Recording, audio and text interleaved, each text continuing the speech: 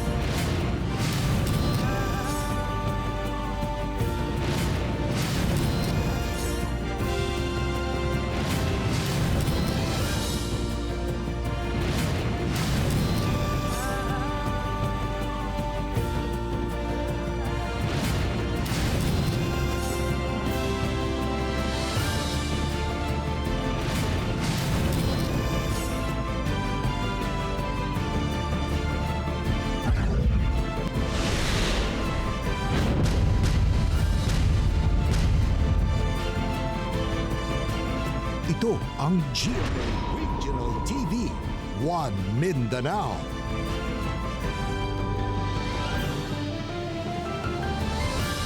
Maayong hapon Mindanao, kini ang GMA Regional TV 1 Mindanao. Hatod namong pinakadagko ug pinakulahing balita sa Mindanao. Ako si Tek Ocampo. Sara Hilomen Velasco. Real Soroche, live gikan dinhi sa GMA Davao Complex.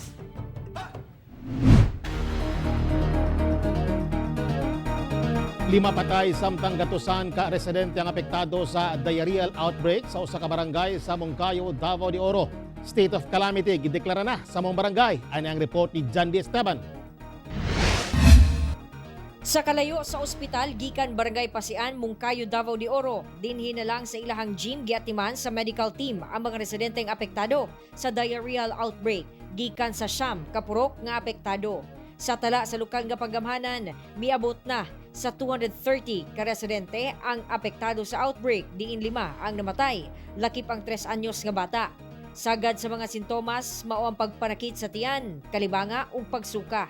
Ang unang kaso natala ni atong June 14 ug midaghan na kini pagka June 17. Hinungdang gideklara na under state of calamity ang barangay.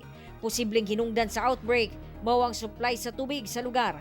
Hinungdang gipaundang una ang paggamit sa maong water source. Nagpakandak og 2 days na medical outreach dito sa mga affected puros na naghatag usab o 300 jerry cans para sa kapundok tubig ang atong probinsya sa Davao de Oro ug ang DOH Region 11.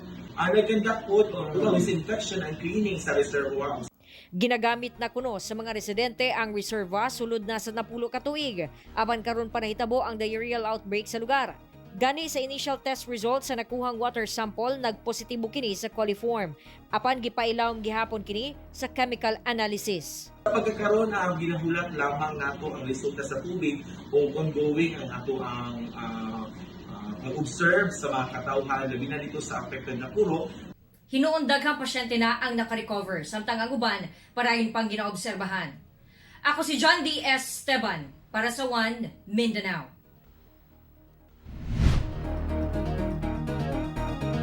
City Health Officer sa Cagayan de Oro mi-resign sa pwesto. Atong sayron ang detalye ini sa live report ni Cyril Chavez. Cyril. Yes, Sara, mi-resign isip City Health Officer si Dr. Lorraine Neri taliwala pa man sa pandemya nga ginaatubang sa syudad. Ikumpirma sa Cagayan de Oro City LGU nga formal nang mi-resign isip City Health Officer si Dr. Lorraine Neri niadtong Hunyo 18. Sa official statement nga gipagawas sa LGU, gibutyag ni Mayor Oscar Moreno nga naabot si Neri sa mong desisyon tungod nagkinahanglan kuno streamlining ang departamento karon labi na sa pandemya nga ginaatubang sa syudad. Hinoon, magpabilin si Neri isip Medical Officer 4 sa CHO o magpadayon ang ihang ubang mga taha sa mong opisina. Sumala sa mayor, mutually agreed sa duha ka partido ang nahimong lakang. Gani nagpasalamat sab kini ngadto kang Dr. Neri. Salamat ta kang Dr. Lorraine for her support, no? And balo ko, grabe sa iya paningkamot.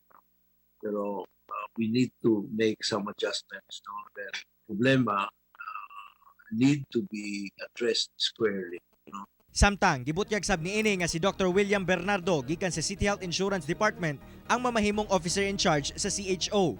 Panghinaot sa mayor nga sa pagsulod ni Dr. Bernardo, mas mahimong epesyente ang vaccination program sa syudad ug mas hanay ang mga administrative concerns sa mong opisina. So, salamat kay ni anak. Of course, sa ato sel, the more we are able to vaccinate, the more we are able to protect. No? And the more we are able to protect, the better it is for everyone. Among gisulayan nga makuha ang pahayag ni Dr. Neri labot sa mong katikaran apan wala pa kini gatubag. Samtang ang kasamtangang City Health Officer nga si Dr. Bernardo wala pa sa mihatag sa iyang pahayag.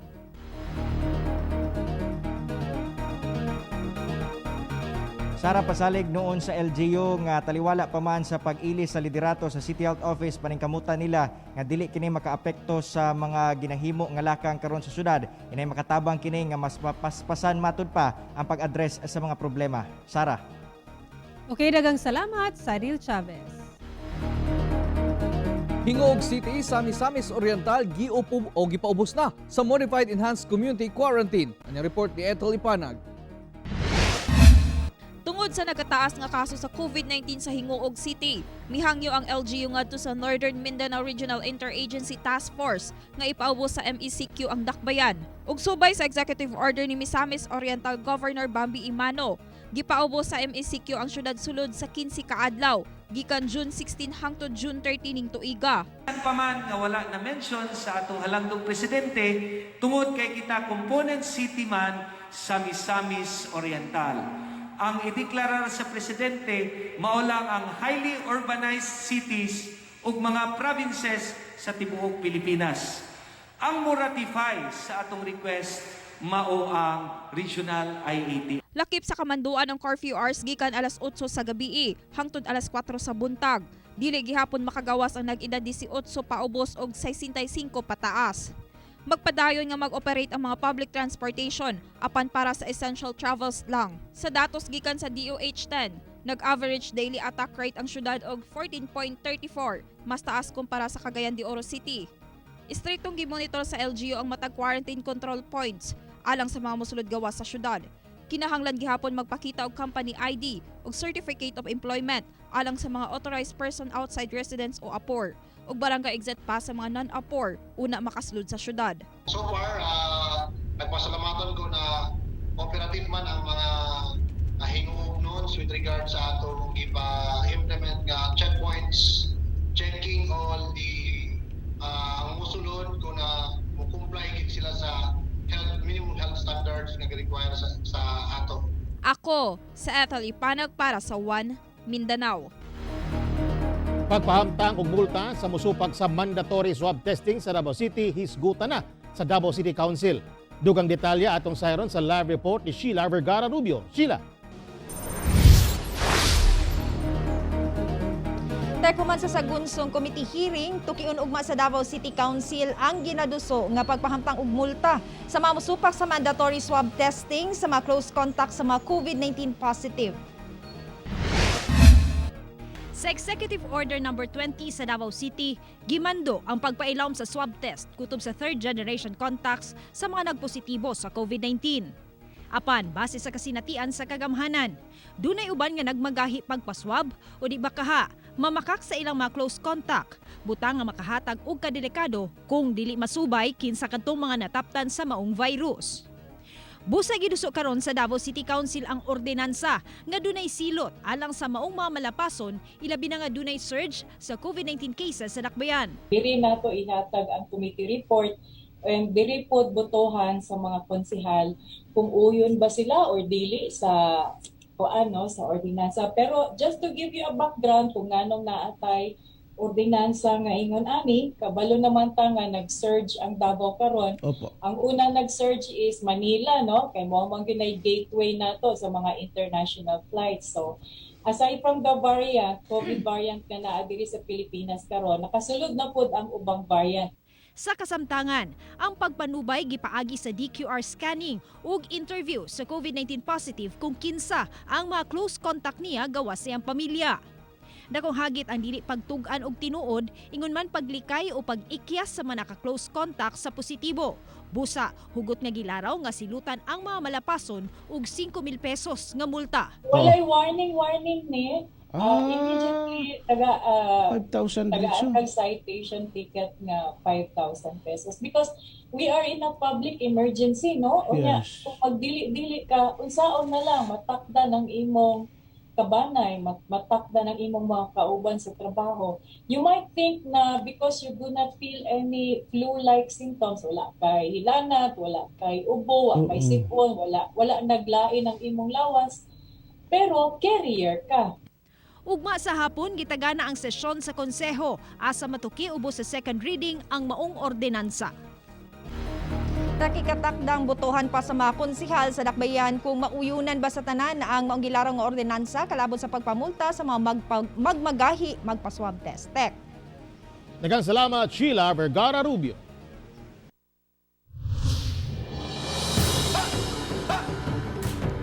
Tiil sa baby nga gituang parte sa lawas sa gipa-abort nga bata na palgan sa mga residente sa Baguio District sa Davao City nga gitangag sa iro. Ani ang detalye. Nakugang katawhan sa barangay Gumalang, Baguio District sa Davao City. Human gitangag sa usa ka iro ang usa ka tiil sa baby. Gireport gilayon sa otoridad sa nakakita sa tiil. Diin gituang parte sa lawas sa gipa-abort nga baby. Gitagod ka. Ito lang may nagsugod do. Kita nga pagka the morning, kaya lang na nakita ko 18. Pagkabuntag, ang gipalo, gitapok na mo tanong, gipagawa sa mga tao dito sa area, kisa sa mga buntis, mga bagong panganak. Sa pasiunang investigasyon sa otoridad, suspect nila maong usa ka 15 anyos nga dalaga nga bag-ong santa sa lugar. Nasayran usab nga dunay mga dugo nga nagkatag sa gisak-an nining panimalay. Nakit-an o gikustudiya na sa kapulisan ang maong dalaga nga si alias Jerica. Ginahulat na lang ang resulta sa check-up sa doktor kung nabuntis ba gayud kini. Ako din po, nahimo nga ako suspect kay muli na siya nga yan, regla na siya. Ang susi man ko itong doktor nga po sa mga natuan sa Kalinan, nagbuntis gino siya. Gipanghimakak sa dalaga ang pasangil. Padayon pa usab ang otoridad sa pagpangita sa ubang parte sa baby aron mapahilo na ang maong anghel. Ako, si Real Soroche para sa One Mindanao. Kanhi WBC International Champion Boxer arestado human na maligya kini og illegal nga droga sa General Santos City. Giaresto si World Boxing Champion o kanhi WBC International Champion nga si Edin Sonsona human mapalitan og suspected shabu sa barangay Apopong, General Santos City. Nakuha gikan kang Sonsona ang tulo ka sachet sa gituang shabu lakip marked money. Gitambagan na kuno si Sonsona sa mga kaugbang boksidor nga undangon na ang bisyo apan nagpadayon gyapon kini. Si Sonsona dunay record nga 36 wins diin 13 niini knockouts, 13 usab ang pildi ug 2 ang tabla. Ning March 17, 2021 ang ulahing away niya kung asa siya napildi. Gikustodiya na si Sonsona sa kapulisan og pasakahan og kasong paglapas sa Comprehensive Dangerous Drugs Act.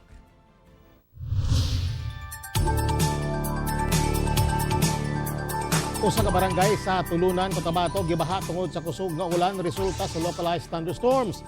Samtang magsugod karong adlaw ang mas taas nga adlaw nga gitawag og summer solstice. Ano ang detalye? Tungod sa walay puwas nga ulan sa kabukiran sayo sa buntag adlong Sabado, kini ang misugat sa mga residente sa Purok 3, 4 ug 8 sa barangay poblasyon sa Tulunan, Cotabato, diyang gisulod og tubig baha ang kabalayan. Tungod catch basin ang maong mga purok, mi baha ang lugar. Nakadugang pa sa pagbaha ang milapaw nga sapa sa barangay Sibsib. Plano sa MDRRMO nga magpahigayon og dredging sa sapa sa mong lugar aron dili na mulapaw pa ang tubig baha. Sa Cagayan de Oro City, makita sa picture sa ka netizen nga halos dili na maagian ang Kauswagan National Highway labi na sa mga gagmay nga sakyanan tungod sa pagbaha epekto sa kusog nga ulan. Gibaha sab ang dalang JR Borja Extension sa barangay 35 ug CM Recto. Base sa weather forecast sa Pag-asa, Mayo ang dagan karon sa panahon ug walay nakitang major weather system nga nakaapekto sa Mindanao. Apan lauman gihapon ang mga pag-ulan sa hapon ug gabi. Busa maayo ang atong lakaw sa panahon, most especially during mornings. Pag moabot naman ang hapon ug ang gabi, adunay posibilidad sa mga isolated or mga patak-patak na mga pagbundak sa ulan, kilat ug pagpanalugdog tungod sa mga localized na mga thunderstorms. Ug usually ga-start kini sa mga kabukiran nga bahin. Samtang karong adlaw, magsugod ang gitawag nga summer solstice kung asa mas taas ang adlaw ug mas mubo ang kagabion. Kaganiha, may subang ang adlaw alas 5:25 sa buntag ug mosalop karong alas 6:02 sa gabi. Pero sa mosunod nga mga adlaw, hina-hinay sab nga mumubo ang adlaw hangtod nga magtupong ang adlaw ug gabi ug gitawag nga equinox. Ako, si Teco Campo para sa One Mindanao.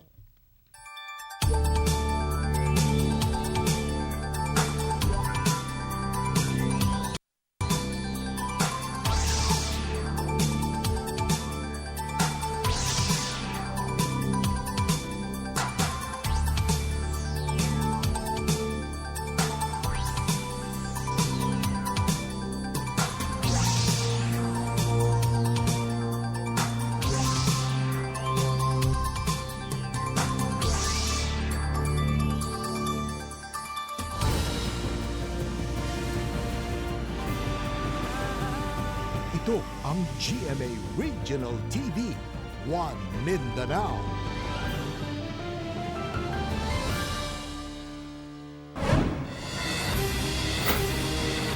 Tunga sa kilong suspected shabu ang nakuha sa Pidea Barm gikan sa suspect nga si Santukan Mantikayan alias Sunny Boy atol sa bypass operation sa Barangay Poblasyon, Talayan, Maguindanao. Apan misibat kini ug wala madakpan sa otoridad. Na-recover ang 7 ka sachet sa gituang shabu nga mobalor ngadto sa 3.4 million pesos. Kasong paglapas sa Republic Act 9165 o Comprehensive Dangerous Drugs Act na ipasaka batok sa suspitsado. Sa General Santos City, arestado ang mag-live-in partner nga sila Joy Rehenyo ug Joel Bagat human makuhaan og giingong shabu nga nagkantidad og kapin 40,000 pesos. Pinaagi sa search warrant, gisulod sa mga sakop sa Pidea ang gipuy-an sa mga suspect nga gituhang drug den sa Zone 5 Barangay Labangal sa Gensan. Tulo usab ka babae ang gisiko pumanaatlan sulod sa balay.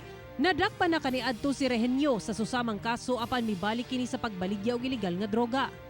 Kaso paglapas sa Dangerous Drugs Act na ipasaka batok sa mga dinakpan. Sikop ang mag-uuma nga si Randy Arañez Lamadora, 26 anyos ay ang balay sa Purok 5 Barangay Magsaysay, Prosperidad, Agusan del Sur. Kinihuman gingong gilugos ang usa ka babaeng dunay deprensya niadtong December 2019.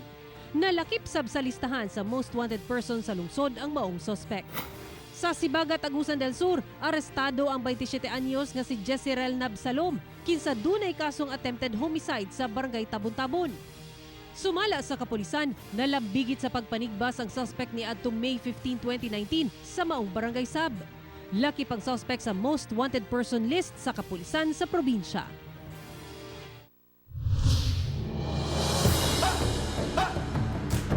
Duha ka managlahing disgrasya may kalabutan sa motorsiklo ang nahitabo sa Cagayan de Oro ug sa General Santos City, din pulos patay ang mga rider. Dugang detalye sa report ni Cyril Chavez.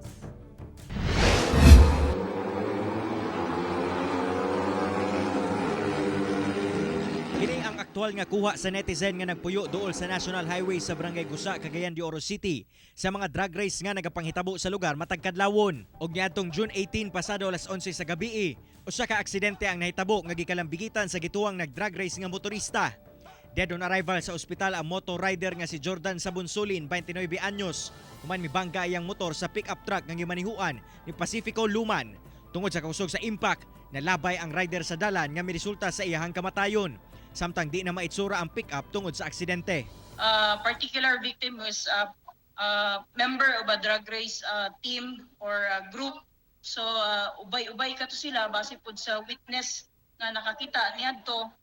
Pulo sila kabok, but katong namatay na una lang siya og pagpadagan medyo kusog ang iyang dagan. Kasong reckless imprudence resulting to homicide and damage to property ang atubangon sa driver sa pick-up.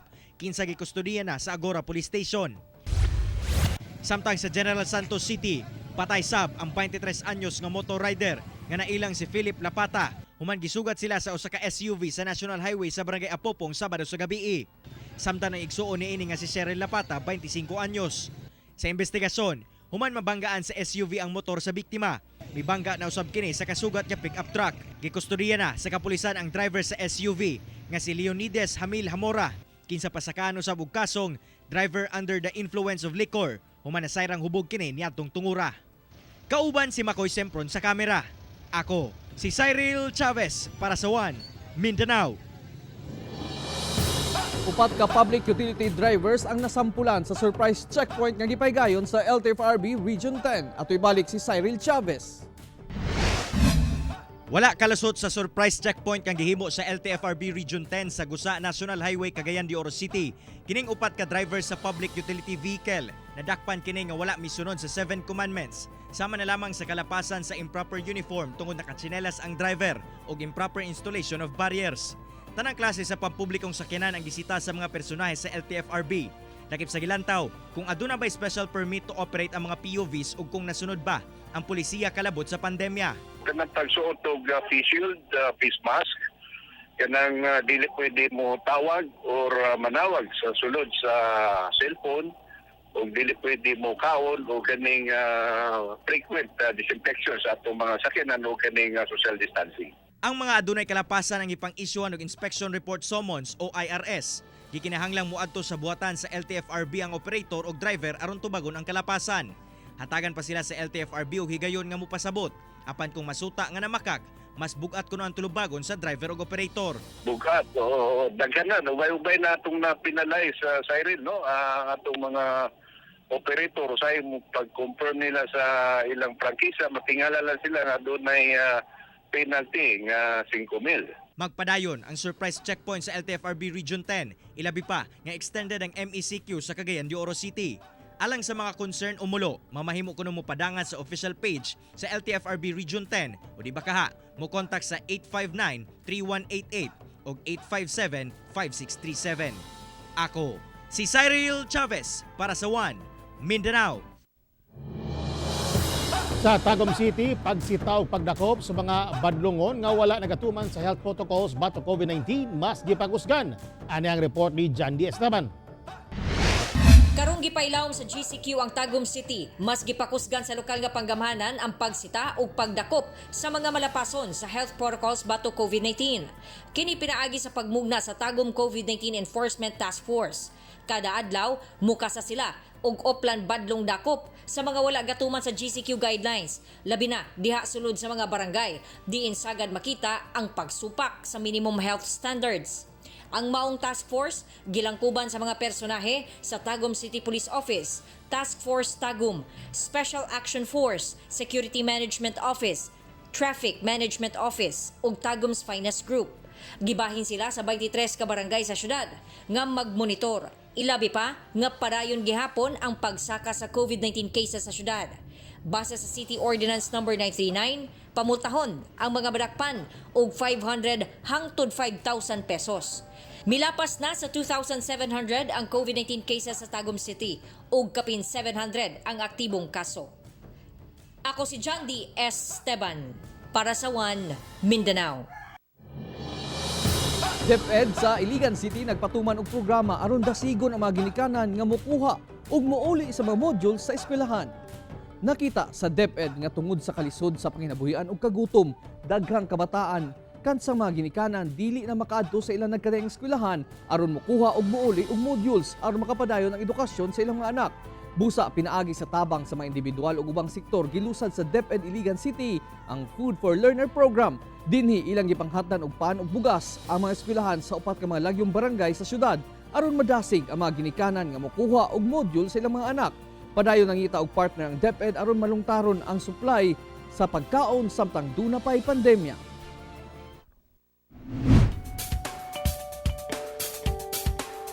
Pinasaya ang pagsaulog sa Father's Day sa grupo sa rescue volunteers nga nakabase sa General Santos City.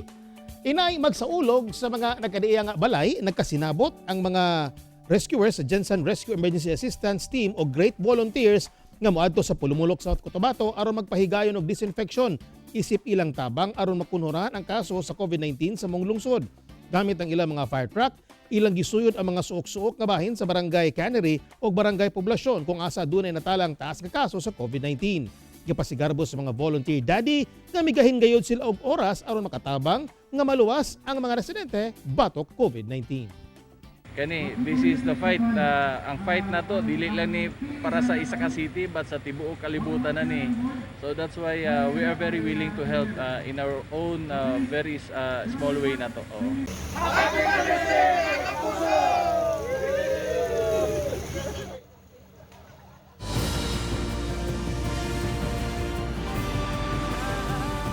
Ito ang GMA Regional TV, One Mindanao.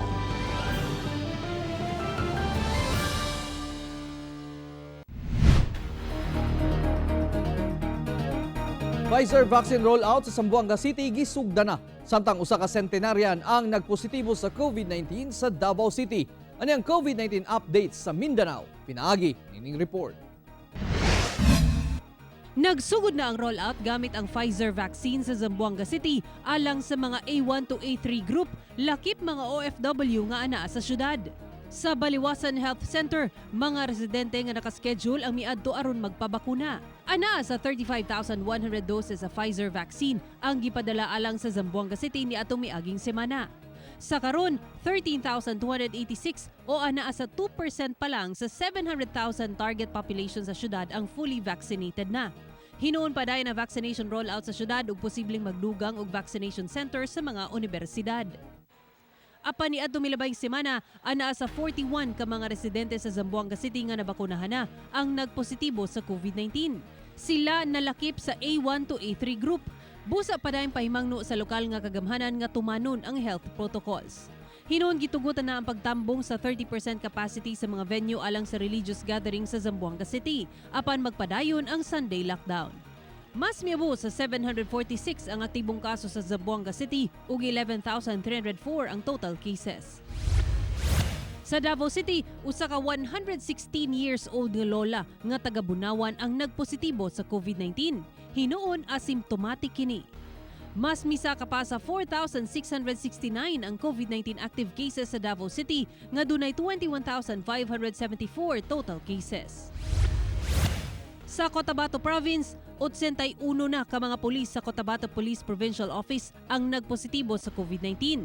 Kinihuman tulo ka new cases gikan sa Mlang Police ang natala niadtong Domingo. Hinuon 29 na lang ang active cases sa karon. Sagad sa mga kaso, gikan sa lungsod sa Mlang ug ang uban gikan sa Kabakan, Pikit ug Midsayap. Samtang sa Mlang, gipailam sa disinfection ang public terminal, palengke ug municipal plaza niadtong Domingo. Kinihuman nga inay No Movement Sunday, gihimo kining Disinfection Sunday sa tibuok Cotabato Province. Ang mga negosyante giauhag nga mag-disinfect sa ilang mga pwesto gamit ang ilang kaugalingong gasto kung mga bliinig Domingo. Pero kung sirado, ang Bureau of Fire Protection ang magpahigayon og disinfection sa ilang mga tindahan. Ana-ana sa 3,288 ang tanang kaso sa COVID-19 sa Cotabato Province ug 1,049 ang aktibong kaso. Ako si Sarah Hilomen Velasco para sa One Mindanao. Gawa sa lamian nga lasa, nagkalalayang kolor o disenyo sa lechon ang mibida sa pinakaunang Lechon Festival sa Pagadian City. Anong report? Isa ang lechon sa mga bida sa matag kumbira sa mga Pinoy. Busa sa Pagadian City, dili basta-bastang lechon ang gibida atol sa pinakaunang Lechon Festival sa syudad. Gawas na andang pulang-pulang lechon, dunasay black lechon, dunay green lechon, samtang agaw atensyon sab ang lechon ala doble cara, lechon polka dots, lechon nga ala tigre, ingon man zebra ang disenyo.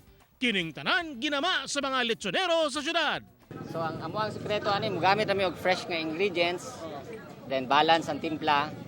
Dayon gagamit pud mi first in Pagadian nga gagamit og meat thermometer. So ma-ensure jud namo nga ma-eliminate ang bakterya. Gipahigay na mo aktibidad taliwala sa pandemya. Kini aron hinay-hinay nang ma-promote ang lechon industry sa syudad. Kabahin sab kini sa pagsaulog sa ika-52 anibersaryo sa Pagadian City. It's one way for the city government to help this industry. Unya makuha nato, gusto mo nato, when people think of lechon, they will think of Pagadian. Okay? Maskin mga bisita nato sa Manila, iba talaga yung lechon nyo dito. Ang sarap-sarap. Hinoon, gisiguro sa otoridad nga masunod gihapon ang health protocols atol sa Lechon Festival nga gipahigayon sa Boulevard. Gani, doon na gimuntar nga barikada aron dili udagsa ang katawhan. Ako si Teco Campo para sa One Mindanao.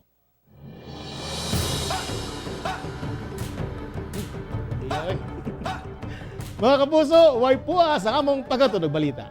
Bisita ang www.gmaregionaltv.com ug mag-subscribe sa official YouTube channel sa GMA Regional TV. Busa mga kapuso, ayaw paulahi sa madagkong balita sa nagkatayong rehiyon sa nasod, subscribe na.